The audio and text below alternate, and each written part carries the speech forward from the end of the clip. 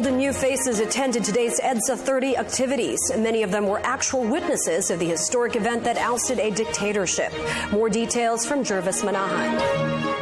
Exactly 30 years from our triumph in toppling a dictatorship, the same part of EDSA is again jam-packed with people. This morning, the 30th anniversary celebration of EDSA People Power was held.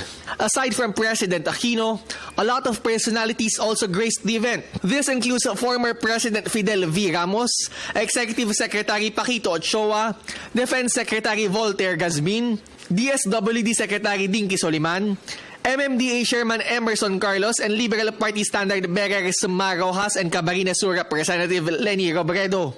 Senator Bam Aquino and EPPC Commissioner Ogie Alcacid served as MCs.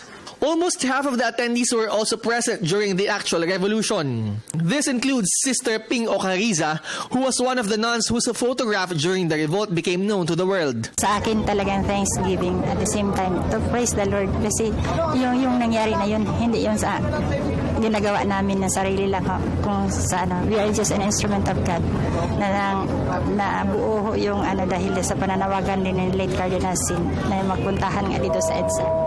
Tapos yung makikita yung pagkakaisa ng tao, all walks of life talaga.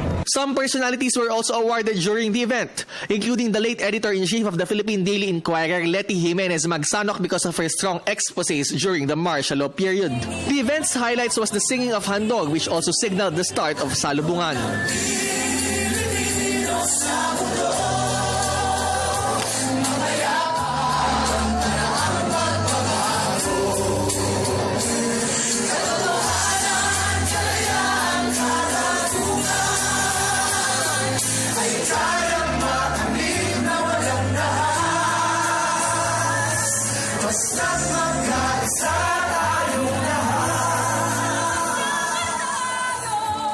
Masarap yung feeling ko na talagang ito isang legacy na nagawa namin sa generation namin at pinasa namin sa kanila. And I want to remind them, freedom that you enjoy now was fought for and paid for.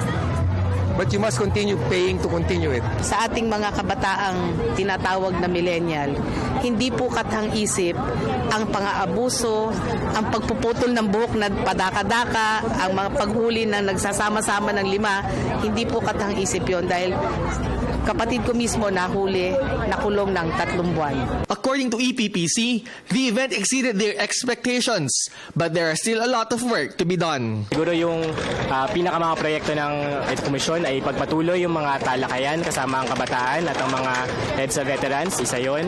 Pangalawa, yung paglulunsad ng aming libro na 1201, ipakakalat namin yan sa mga schools, papatalakayin din namin sa mga guro upang patuloy na magising ang kabataan.